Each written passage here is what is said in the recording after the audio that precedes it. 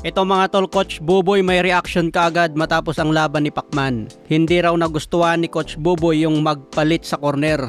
Kasi bago pang laban sinabi ni Coach Buboy siya dapat ang nasa gitna dahil siya ang head coach. Pero sa buong laban nga po mga tol, si Coach Freddy Roach ang nasa gitna at si Coach Buboy nasa labas ng ring. Pero ang mas masakit kay Coach Buboy dahil panalo daw dapat si Pambansang Kamao.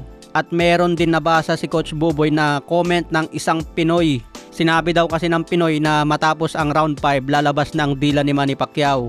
Nasaktan daw doon si Coach Buboy mga tol. So pakinggan natin ang buong payag ni Coach Buboy mula sa channel ni Silver Boys. Pero ang hindi ko lang gusto yung magpalit ng corner sa taas. Oh, naiyak ako. Panalo talaga tayo. Minsan nakakasakit lang, di ba? Doon sa isang commentator o vlogger Opo. na nag-comment. Nakita ko yung comment mo. Opo. Di ba sabi mo, pag dumating na si Pacquiao sa 5 round o pataas, di ba? Dinilat ng dila niya. O ngayon, pinatunayan niya ang laban.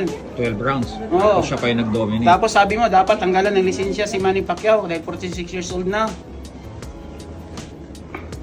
Nagbabayad ka ba ng tax sa Pilipinas? Para mag-comment ka ng ganyan? Hindi ho madali ang lumaban sa ibabaw ng boxing.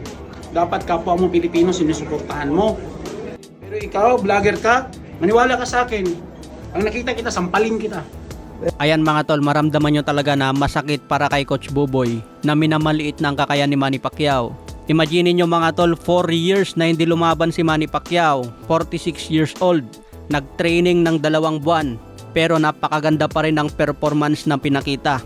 Sa madaling sabi mga tol, pinatunayan ni Pacman na walang imposible. Katulad ng promoter na si Ed Hearn, nagkamali na yan ng prediksyon. Sinabi niya na mabugbog lang si Manny Pacquiao.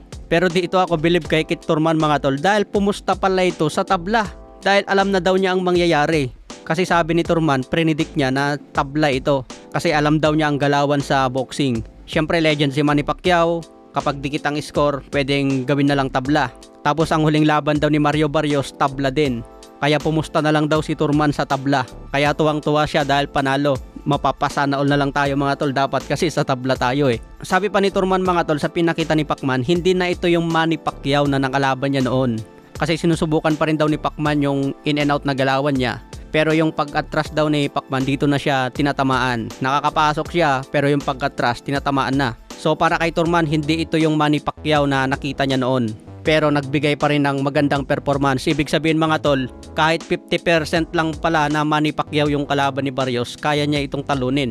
Paano pa kaya kung 70% or 80% na Manny Pacquiao yung lumaban? Kasi napakatagal ng 4 years na pahinga mga tol, tapos 2 buwan lang nag-training. Kaya nga sabi ni Pacman, dapat ang training ko 4 na buwan o 3 buwan.